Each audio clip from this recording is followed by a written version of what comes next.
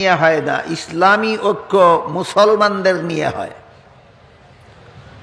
তাই এখানে আল্লাহ সম্বোধনটাই করেছেন মুমিন মুসলমানদেরকে।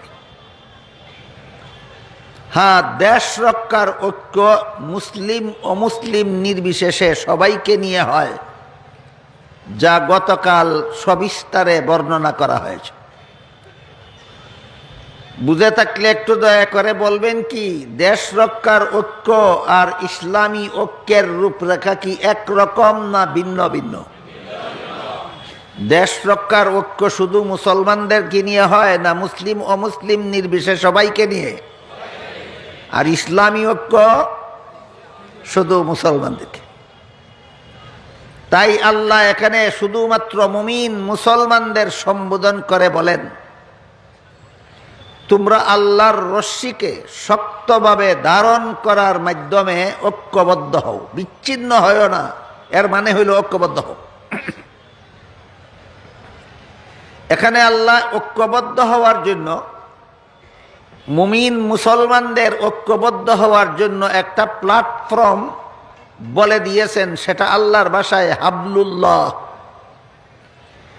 মুসলমানেরা যে প্ল্যাটফর্মে ঐক্যবদ্ধ হবে, মুসলমানেরা যে ঠিকানায় ঐক্যবদ্ধ হবে, সমস্ত মুসলমান ঠিকানাটা এই আয়াতে আল্লাহ বলে দিয়েছেন আল্লাহর ভাষায় হাবলুল্লাহ।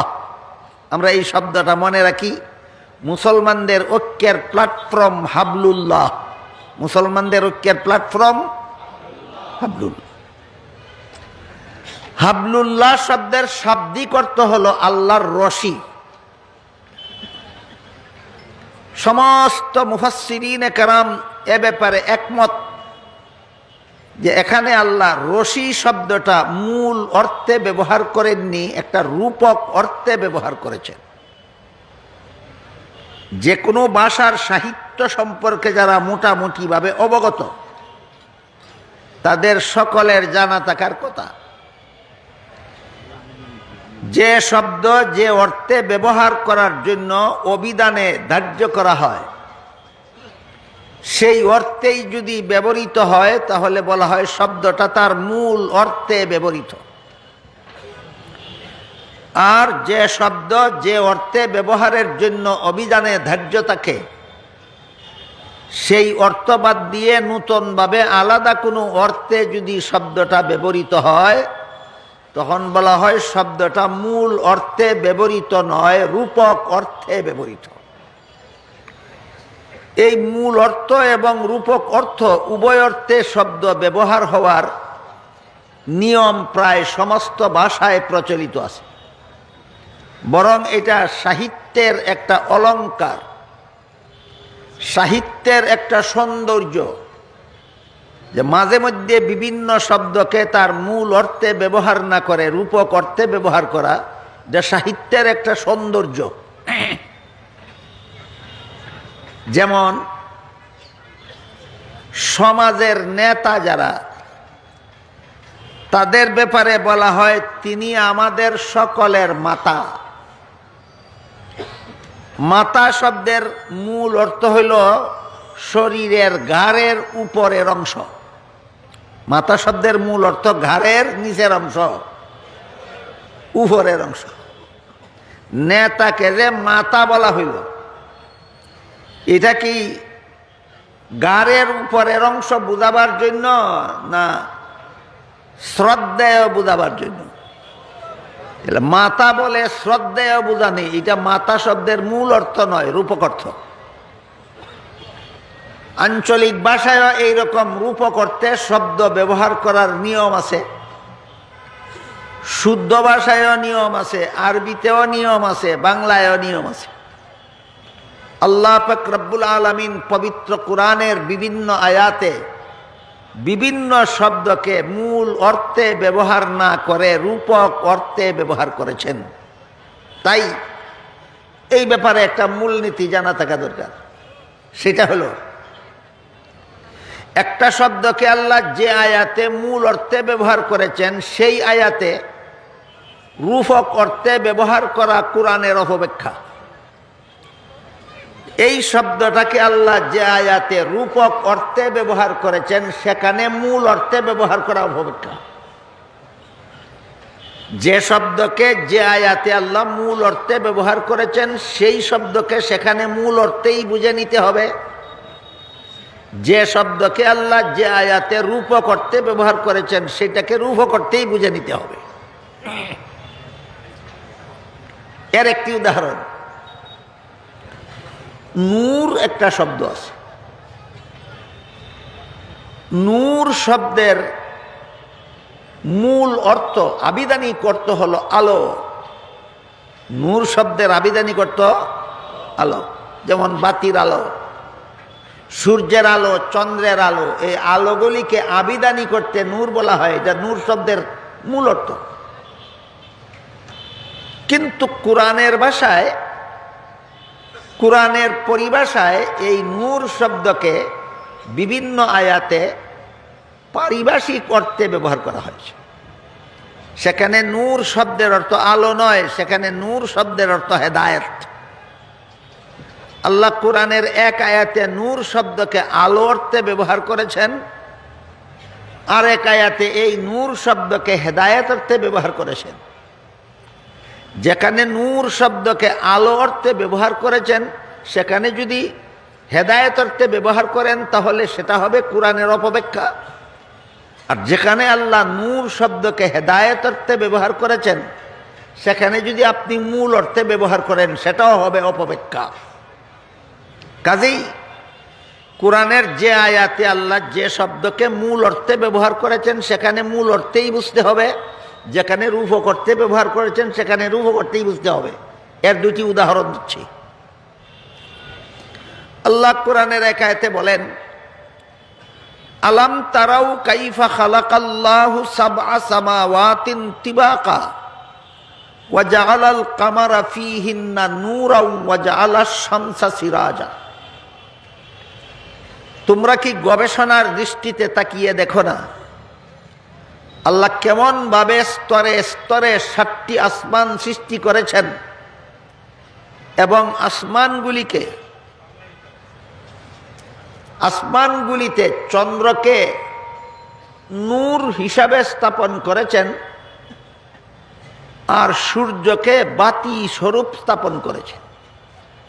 এখানে যে চন্দ্রকে আল্লাহ নূর বলেছেন এটা পারিভাষিক অর্থে নয়, আবিধানিক অর্থে।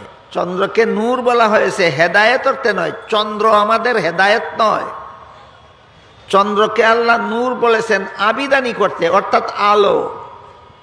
তাহলে যে আয়াতে আল্লাহ চন্দ্রকে নূর বলেছেন হেদায়েত অর্থে চন্দ্রকে নূর বলেছেন না আলো অর্থে?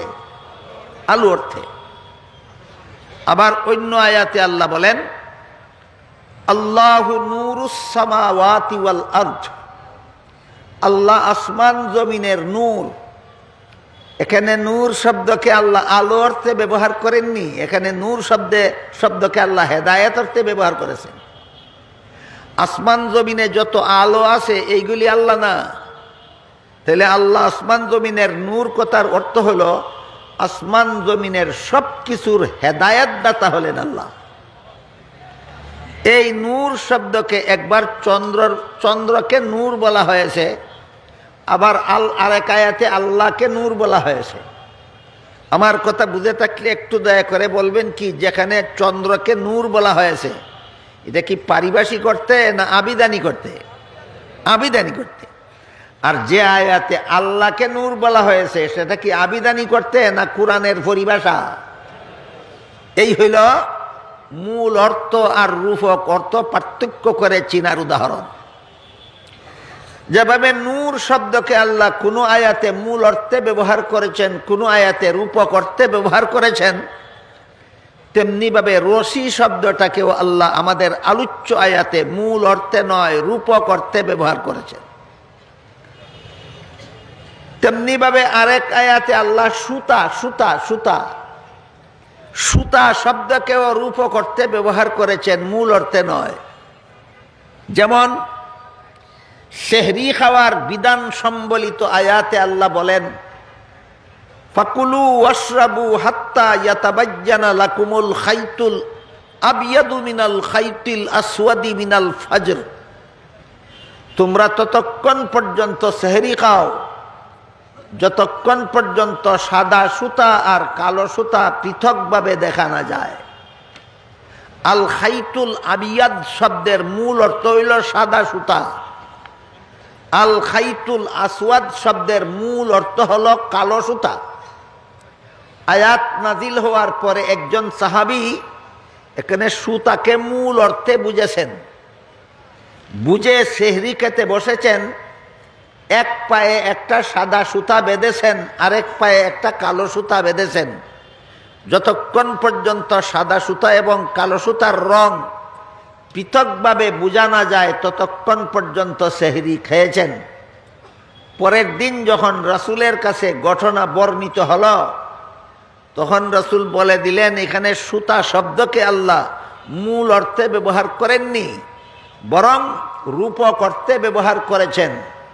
ভোর রাত্রে পূর্বাকাশ যখন অন্ধকার কালো রং ধারণ করে, আকাশের সেই কালো রংটাকে আল্লাহ রূপক অর্থে কালো সুতা বলেছেন। তারপর সেই কালো রং দূরীভূত হয়, যখন আকাশ ফর্সা হয়, সাদা রং ধারণ করে, তখন আকাশের সাদা রংকে আল্লাহ এখানে সাদা সুতা বলেছেন।